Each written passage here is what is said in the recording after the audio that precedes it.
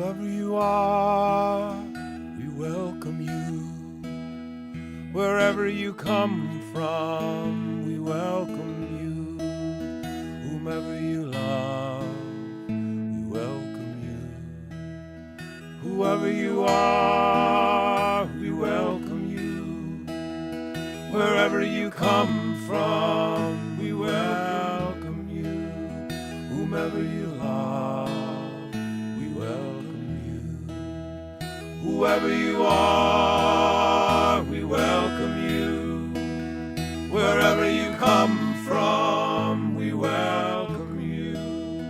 Whomever you love, we welcome you. Whoever you are, we welcome you. Wherever you come from, we welcome you. Whomever you love, we welcome you. Whomever you love, we welcome you.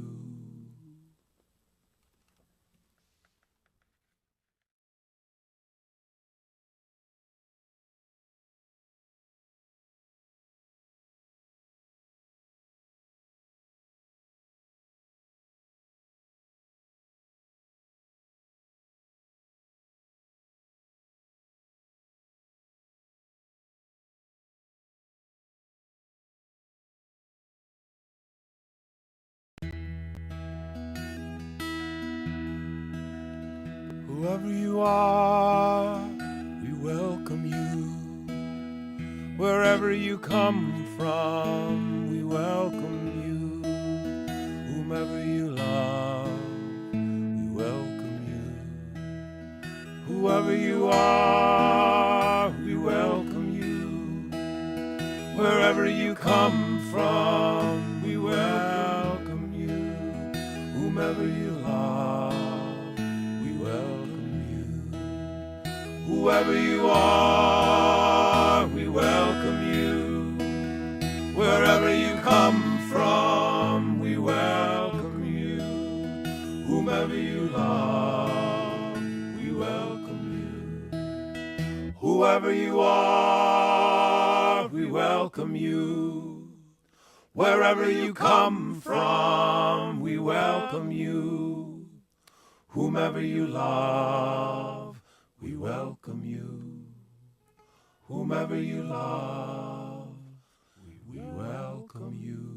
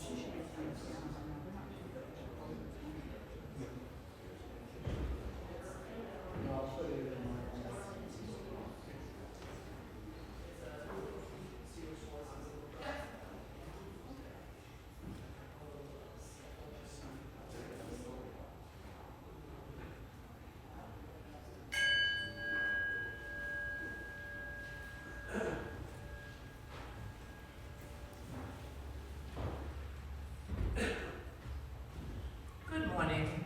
My name is Phyllis King. My pronouns are her and she. I am a member of the Worship and Music Committee, and I will be your worship associate this morning.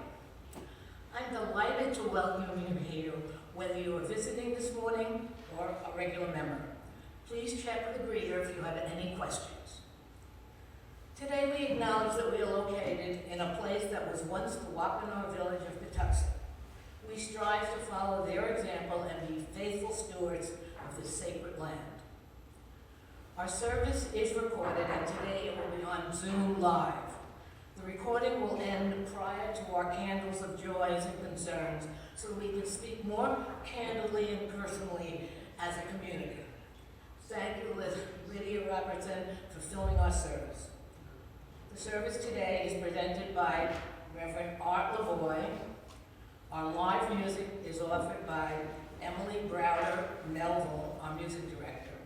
The Time for All Ages is led by Deb Keller-Wood, the Director of Spiritual Development. Because our services vary from week to week, we suggest you visit us again to experience the variety of worship we offer. For those looking for the restrooms, please take the front stairs down to the foyer, around the corner to the left, and down another short flight of steps. We have signs outside as well. We invite you to join us for fellowship and for refreshments in the Parish House just up the hill, right after the service. Be mindful that there is some ice along the road, so please be careful. Whoever you are, whomever you love, whatever you believe, wherever you are in your spiritual journey, let us walk together this hour. Good morning. I'm the Reverend Arthur Lavoy. My pronouns are he, him, and his. I am also happy to welcome everyone here and want to make a special welcome to anyone watching on Zoom or on the public access TV stations where we broadcast the service, or on our YouTube channel. We are delighted to have everyone with us this morning and want to make sure that folks who are watching online know that they can go on our website, firstparishplymouth.org, and gather more information about this congregation or about Unitarian Universalism, or you will find there a way to contact me or someone in the office if you want any information, more information about us. Thank you.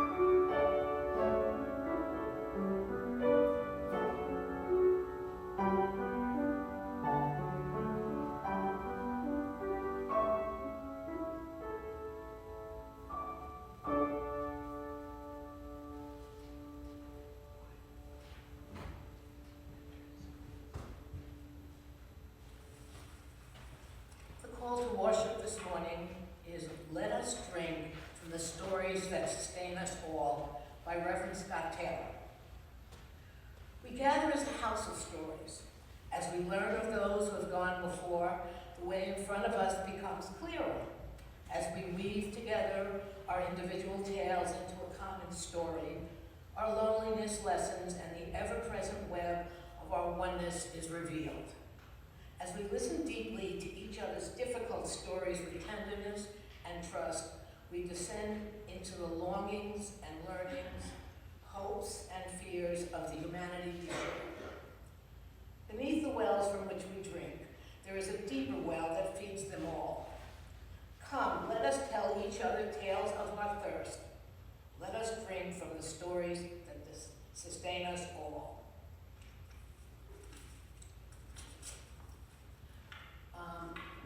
We'll in spirit, and join us in singing hymn number 6, Just as Long as I Have Breath.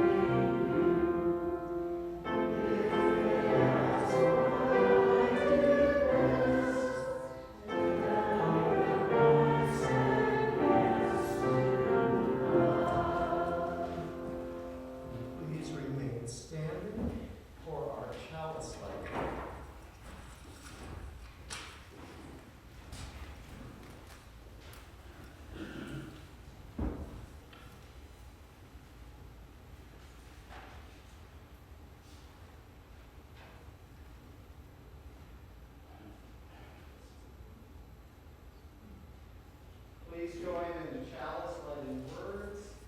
Love is the spirit of this church, and service its law.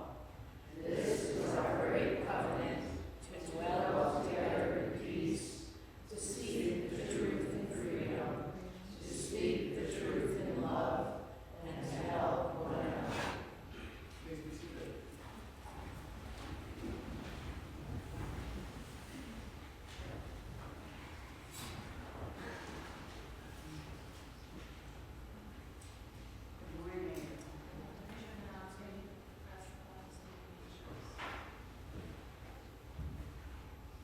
Good morning again. Well, we're continuing our theme of stories, and so I have a story for you. And it's a story about a story. A long time ago, my children were little. God, so long ago. But when they were little, I had a school for preschool through kindergartners. And one of my favorite things was teaching them songs. And a lot of children's songs tell stories. And so we learned this song that had to do with stepping in someone else's shoes, imagining what their life was like. And so my children learned this song along with their preschool friends and their kindergarten friends. And I thought, isn't this great? They can sing the songs and they can remember them. So the first verse of this song was, why is the world such a mess? Each time we turn on the news, we could find happiness if we just walked a mile in each other's shoes. Seems like it fits today, right? Huh? Well, one of the verses went on, remember that fight that we had? Why did we both have to lose? We both walked away mad, instead of walking a mile in each other's shoes. And it goes on to say, temperatures started to cool down, frowns turned into a smile, happiness can be found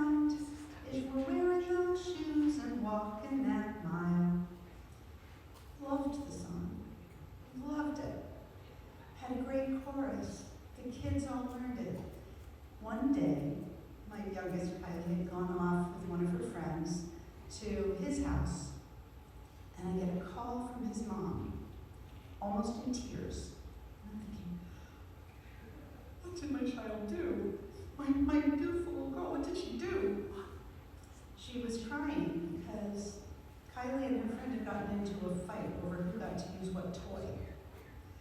And all of a sudden, they stopped and they started to sing the song. I wanna walk a mile in your shoes, I wanna walk a mile in your shoes. I wanna know what you're thinking, how you're feeling, I really wanna walk a mile in your shoes. They sang the song again and again until they were laughing. And my friend had been sitting in the kitchen listening out the door. And she heard this story turn around these kids to have fun again.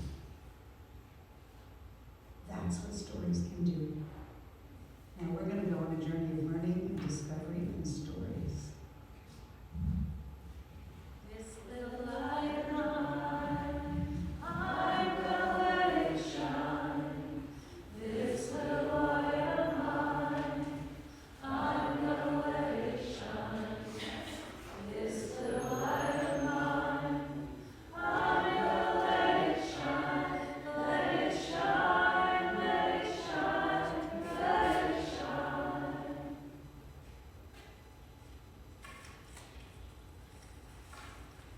The reading this morning is called Snapshots by Reverend Kathleen Martin. My friend Al is in frail health now. Well, he's into his 80s, but in his younger years, he was a vigorous hiker. One day, he made the trek up Mount Adams alone. As he sat at the summit, drinking in the view and munching on a sandwich, he turned to find an elderly woman slowly huffing and puffing her way up the trail. They greeted each other, and she plopped down with a great sigh of relief.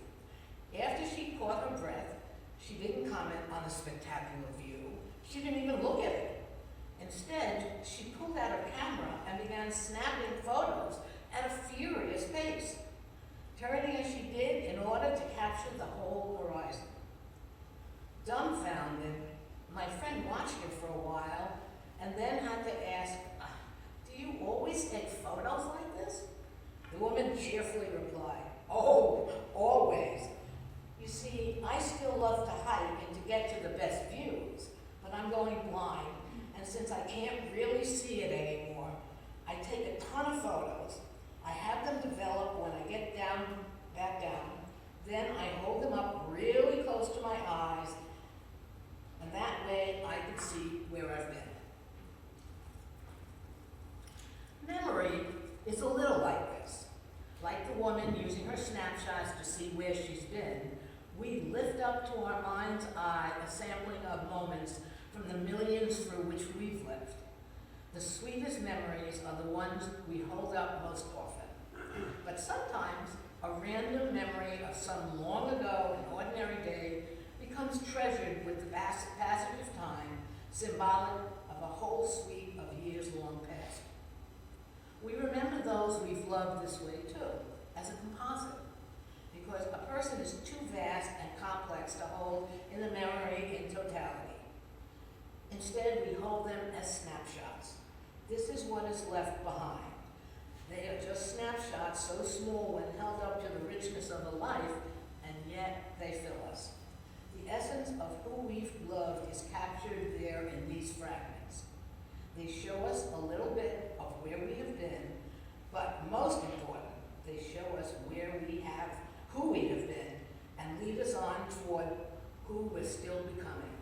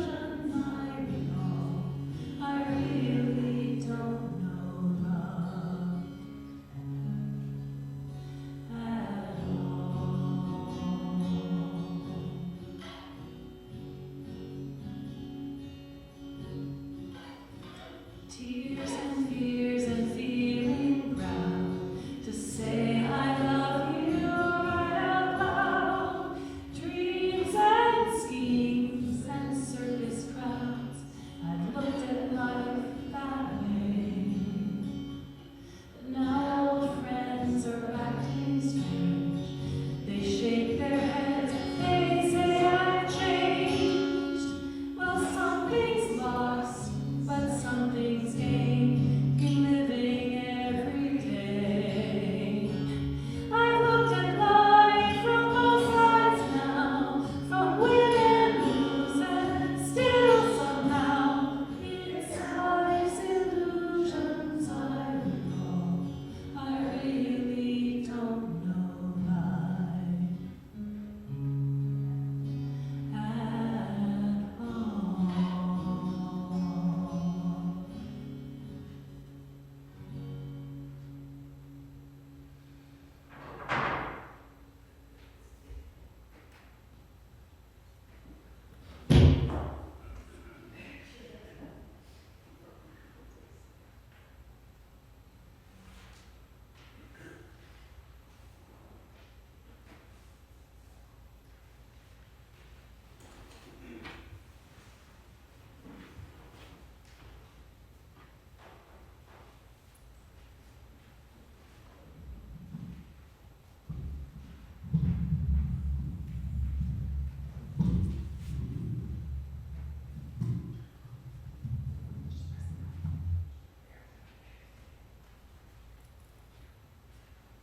Thank you, Emily.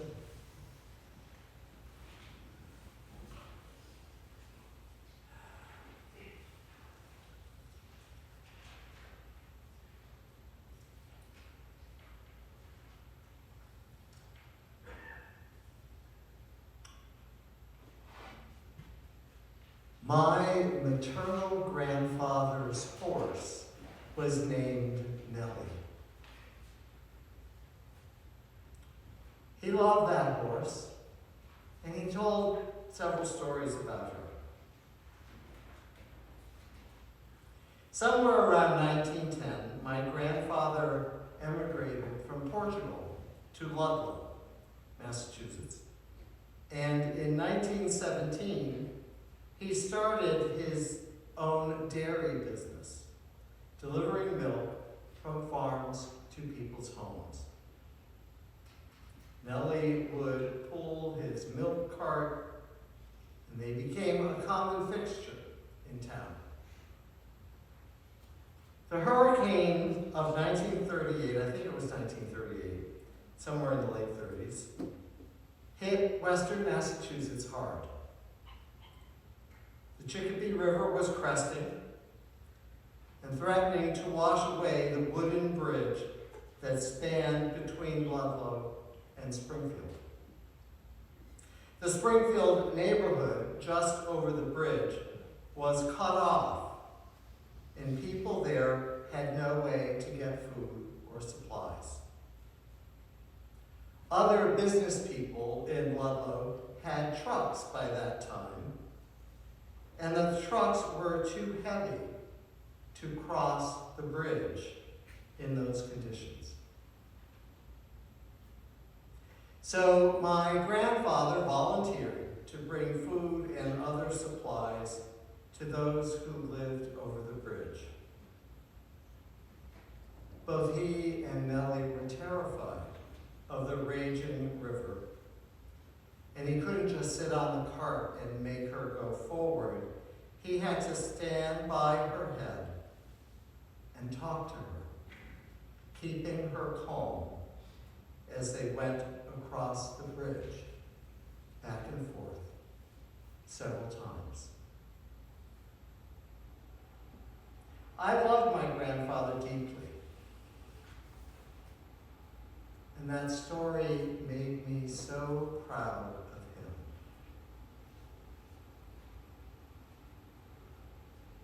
He loved to tell stories. And giving back to others in the community was a lifelong mission for him. And he's always been a role model for me. But he was also a bit of a trickster. And he wasn't afraid to take risks. Some of his stories were a bit more nefarious. And my mother hated it. My mother and my grandmother hated it when he would tell us the following story, and he'd just sit there and chuckle and tell it anyway. Now, the Portuguese community never understood prohibition. I suppose that might be true of many immigrant communities for whom alcohol consumption was a regular part of daily life. My grandfather would say that the water in the villages in Portugal wasn't always safe to drink, and many families made fermented spirits out of all kinds of stuff that they grew. Now, the Portuguese priest in town had a car with a large trunk. The car was clearly marked as belonging to clergy. So my grandfather and a couple of other guys in the community would take turns driving the car down to New Bedford. Where's Debbie? She's not here. She'll love this story. To New Bedford to pick up booze. Then they came back to Lavoy to pick up the priest and make deliveries around town.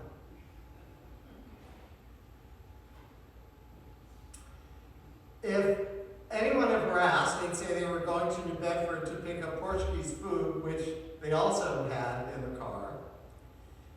And when they made deliveries, well, the priest was just doing pastoral visits. Hey, I call it pastoral care plus, I guess. Though I've never had the opportunity to deliver any kind of contraband when I visited people. But that's not saying I wouldn't. You know, if there were undocumented people in this congregation who were afraid to go out these days, you could bet I'd happily bring them food and supplies, or deliver feminine health supplies or medications to terminate a pregnancy for those who needed them. I have no qualms about that. My grandfather and his stories give me the courage to take risks in my own life and do what my conscience dictates to help other people.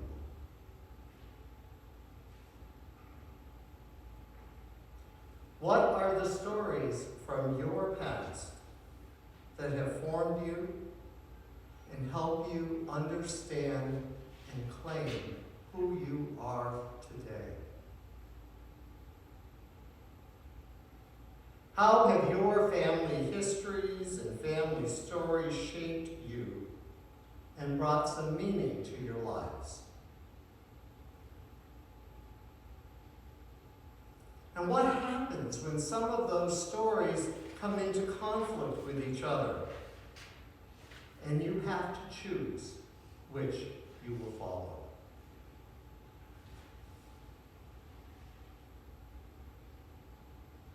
Using the image from that wonderful reading, Snapshots by Kathleen McTeague, our stories are like snapshots, if you will, that shape our lives and that ground us, give us meaning and a reason to continue living.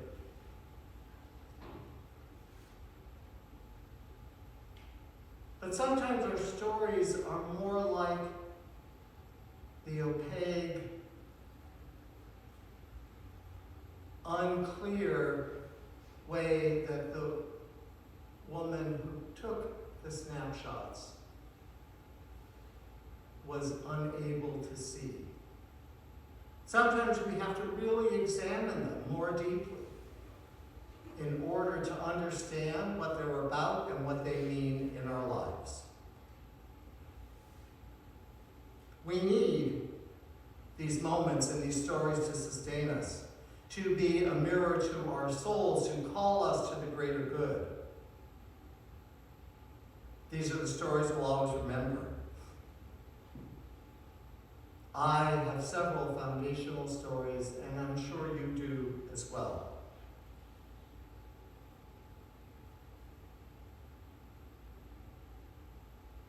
Just like the woman in this morning's story, we too have to take a hard look at the stories, the snapshots, and the memories that have shaped us. Some of our stories are tragic and demeaning.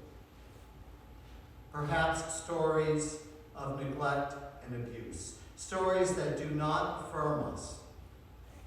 Sometimes our family and cultural stories are in conflict with other stories we hold up in our lives. We have to examine those experiences that have made us who we are, both healthy and unhealthy. We have to reach back and find those snapshots, those memories, those stories that determine which ones we're going to keep and nurture, and which ones we'll let go of or work to overcome. It is our call today, in our lives today, to create our own story.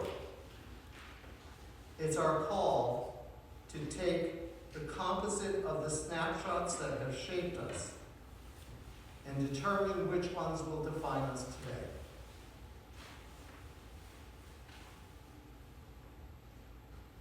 My father, who was of French-Canadian heritage, was unfortunately very racist and sexist and homophobic. I, on the other hand, became very devoted to the Catholic social justice teachings that I learned in our church and in school. Perhaps it was my emerging sense of my own differentness that made me more compassionate to the differentness of others. When I attended a regional Catholic high school in Springfield, and I had friends and classmates who were of different racial backgrounds. My father and I would have huge knockdown, drag-out arguments about Black and Hispanic, especially Puerto Rican families who were moving into our lily-white town.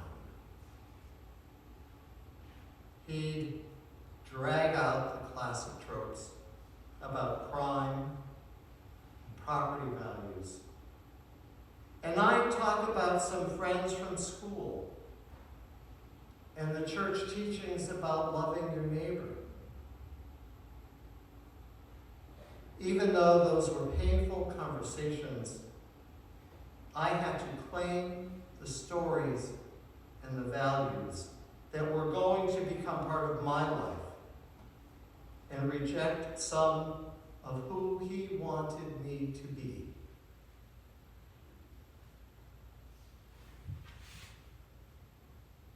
The same fights would later happen around women's issues and sexual orientation and identity as I eventually came out to my family and marked my path in the world.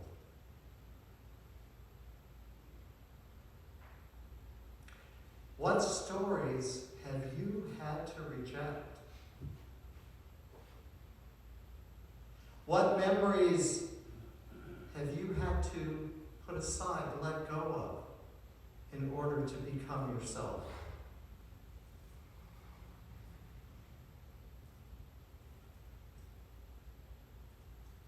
What stories did you have to intentionally create to fulfill your own dreams and aspirations?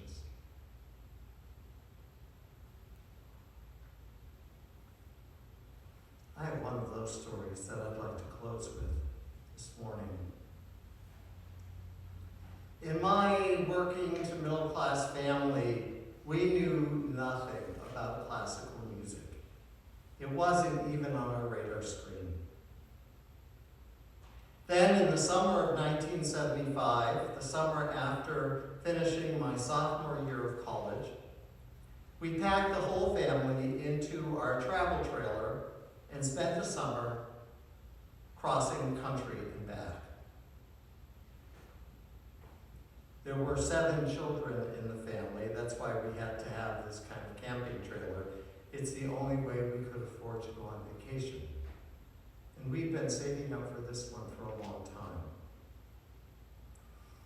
On this cross-country trip, we mostly visited national parks. I remember seeing my first herd of buffalo in South Dakota near Mount Rushmore. And Devil's Tower out in Wyoming, that monolithic rock formation that became the central location of Steven Spielberg's movie Close Encounters of the Third Kind. It really does exist, you know. That rock formation sticking up in the middle of nowhere, and it wasn't a movie special effect. I've been there. And then we went on to Yellowstone National Park. For me, one of the most intriguing and magical places on the planet. I felt like I was back in the age of the dinosaurs, with all these hot springs and geothermal formations around me. Yellowstone, which is bigger than the state of Rhode Island, also has its own Grand Canyon. It's not as big and vast as the one in Arizona, of course, but it is spectacular in its own way. The river has carved a path through this geothermal rock that has emerged in bright shades of white, yellow, and orange. It really does look like something from another planet. Now, because Yellowstone Park is so big, every one of these different sites within the park has its own visitor center with some information about what you might see there. At the visitor center for the Grand Canyon of the Yellowstone, they had a slideshow with different features and images that you would soon witness in person. This slideshow was accompanied by music that was so beautiful that it took my breath away. It made me tear up. It can still take me there today. I knew that I was hearing something that would shift my identity in some way, and I knew I had to have that music. I went up to the ranger's desk after the slideshow and asked about the music that accompanied it. Neither of the rangers knew what the music was, and they looked at me kind of weird as I insisted that they find out for me. I stood there at the counter for 10 or 15 minutes. My father was getting angry in the background. I ignored him. I wasn't going to leave without knowing what that music was. As soon as I got home from that trip, I went into the classical section of a record store. I handed the clerk the slip of paper on which the ranger had written Pachelbel Canon in D. Thank you, Emily, for playing that this morning.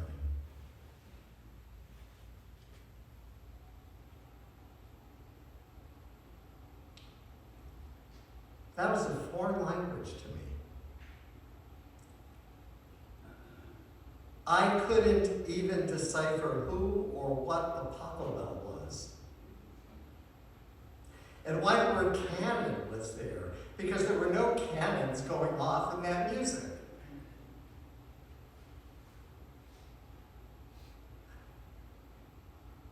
I only knew that I had to have it and begin a journey of opening myself to that kind of music. And when the clerk at the store showed me albums, because everything was albums at that point, albums from different orchestras and symphonic groups that had that music in it, I was overwhelmed. I didn't know which one to choose. So I chose the one that had the prettiest cover. That album and that music touched me deeply and opened another door for me into a world that I knew I wanted as part of my life. What about you? How have the snapshots that make up your stories given you hope and courage and a positive sense of yourself? Ultimately, it's up to each of us to write the story of who we are becoming. We're always becoming. How we deal with the stories of our past will deeply affect who we do become. As we enter this new year, that will be a very challenging one, let us resolve to help each other, to create stories that are life-giving, filled with hope and courage for the journey ahead. Amen. Blessed be.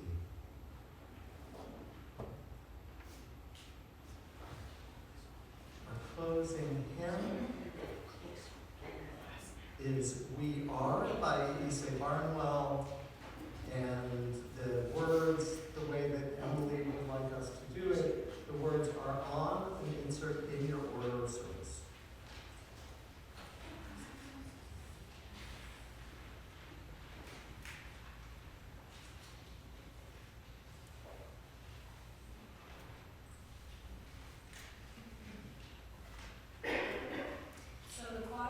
Teach us we will sing the chorus where it says all for each child that's born. We'll do it first and then I'll invite you all to sing. Everyone.